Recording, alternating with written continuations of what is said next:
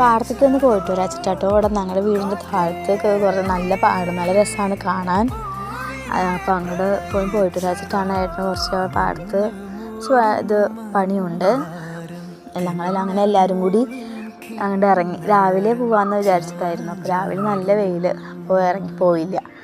വൈകുന്നേരത്തൊന്ന് വെയിൽ താഴ്ന്നിട്ട് ഇറങ്ങാച്ചിട്ട് ഇങ്ങനെ ഇരിക്കുകയായിരുന്നു. അപ്പോൾ 5 മണി 5:30 ആയപ്പോൾ ഞങ്ങളിങ്ങനെ പതുക്കെ ഇറങ്ങി. നല്ല രസമാണ്. ഞാൻ നേരത്തെ തന്നെ പോകാൻ, നല്ല പാടത്ത് കൂടെ നടന്നിട്ട് ക്ഷീണം തന്നെ വേണ്ടത്. ഇടയ്ക്കൊക്കെ ഒന്നും പോയിട്ടില്ലെങ്കിൽ അവർക്ക് നാളെ എത്തിയതാണ്, പാടം എന്താ വരുമ്പോൾ എന്താണെന്നൊന്നും അറിയില്ലല്ലോ എന്ന് വിചാരിച്ച് പതുക്കെ ഇങ്ങനെ ഇറങ്ങിയതാണ്. അത് നടക്കാൻ കുട്ടികൾക്കും ഭയങ്കര ഇഷ്ടമാണ്.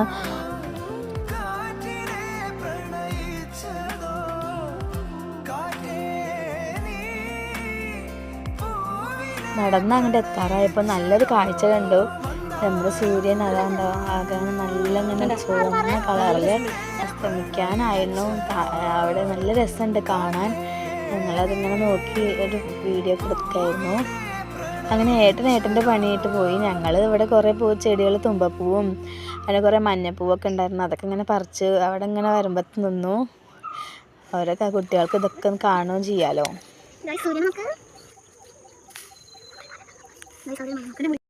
ഇപ്പോൾ ഈ തുമ്പപ്പൂവൊക്കെ കാണണമെങ്കിൽ നമ്മൾ പാടത്ത് വരുമ്പത്ത് കൂടെ തന്നെ പോകണം. വേറെ എവിടെയും ഇപ്പം അത് കാണാനില്ല അല്ലേ.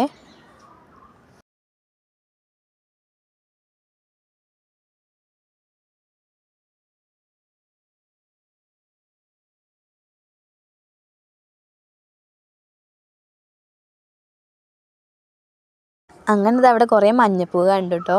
അത് അവളിങ്ങനെ ഓരോന്ന് പറിച്ചെടുക്കുകയാണ്. അത് നല്ല രസമാണ്. ഓണത്തിനൊക്കെ പൂക്കളിടാൻ വേണ്ടിയിട്ട് ഇതൊക്കെ പറിക്കുകയായിരുന്നു.